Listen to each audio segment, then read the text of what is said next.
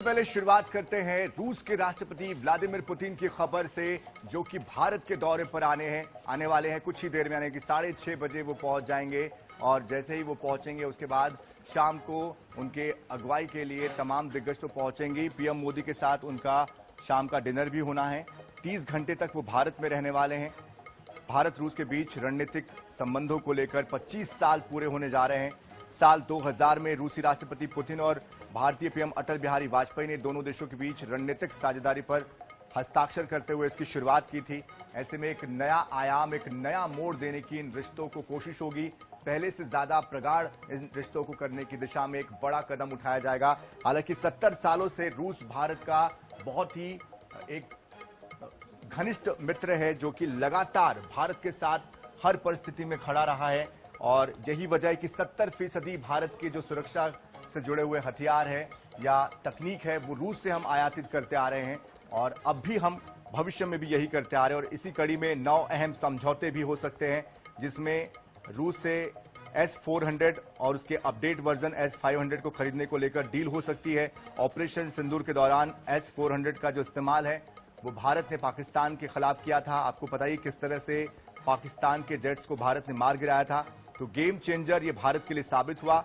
ऐसे में रूस के साथ अब ये जो मुलाकात होने जा रही राष्ट्रपति व्लादिमीर पुतिन के साथ, ये कई मायनों में महत्वपूर्ण हो जाती है। रूस के बीच special and privilege strategic partnership की साझेदारी है भारत के बीच। और इस बीच हमारे साथ विदेश मामलों के जानकार ब्रह्मदीप अरुणे जी जुड़ चुके हैं।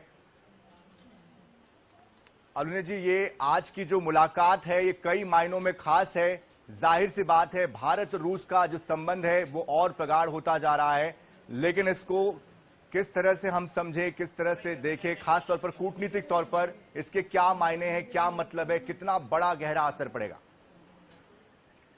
सनी जी, देखिए, पुतिन की जो यात्रा है वो उस समय हो रही है जबकि रूस और यूक्रेन का युद्ध चल रहा है। और यूक्रेन ने पुतिन ने स्पष्ट कहा है कि यदि यूरोप रूस से युद्ध करना चाहता है तो फिर रूस तैयार है। दूसरी तरफ ऑपरेशन सिंदूर के बाद पहली बार पुतिन जो है वो भारत आ रहे हैं। और इन सबके बीच सबसे बड़ी बात यह है कि ट्रंप रूस को भारत से दूर करने की तमाम कोशिशें कर रहे हैं।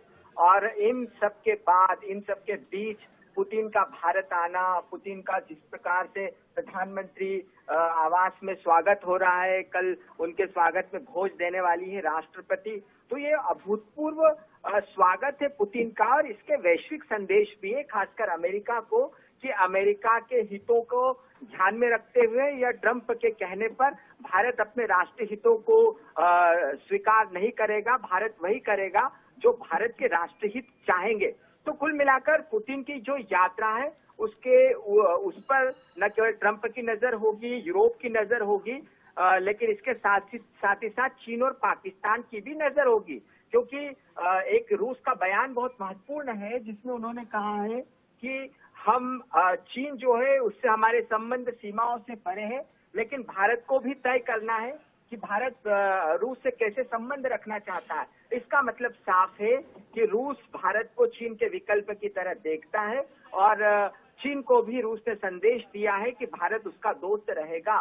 तो कुल मिलाकर ये इस यात्रा का बहुत कूटनीतिक महत्व है। और एक बार फिर भारत ने दिखा दिया है कि वह अपनी रणनीतिक स्वायत्तता का ध्यान रखता है और उससे समझौता नहीं करता है। सनी जी, बिल्कुल। इसमें एक कदम और आगे बढ़ते हुए एक सवाल और भी आता है जहन में कि भारत जो है वो अब ट्रेड के सेक्टर में, कृषि के सेक्टर में और साथ साथ सामरिक तौर पर, और जिस तरह से हम हथियारों को लेकर बात करते हैं, Su-57 और S-500, ये जो डील है इसको लेकर बार बार जिक्र होता है। तो क्या अब की बार इस पर हस्ताक्षर होना तय माना जाए?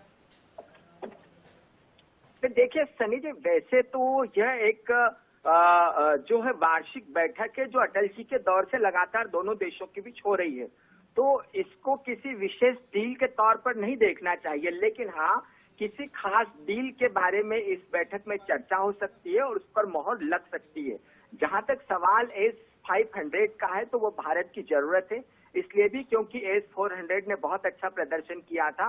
और अब हमको चीन के अत्याधुनिक विमानों से निपटने के लिए यदि हमारे पास S-500 सुरक्षा सिस्टम होता है तो दक्षिण एशिया में हमारी सामरिक बढ़त वापस कायम हो जाएगी। तो इस पर तो बिल्कुल, समझौता जाहिर सी हो ही बात है। सकता है। बिल्कुल, बीच में रोकने के लिए माफी चाहेंगे आपको ब्रह्मदीप जी, लेकिन जिस तरह की ये डील है इसको लेकर इसलिए मैंने जिक्र किया दरअसल क्योंकि भारत और रूस के बीच जो तेल का आयात था वो कभी 2% हुआ करता था, जो बढ़कर अब 40 से 60 के आसपास पहुंच गया। बहुत शुक्रिया हमारे साथ जुड़ने के लिए ब्रह्मदीप अदुने जी।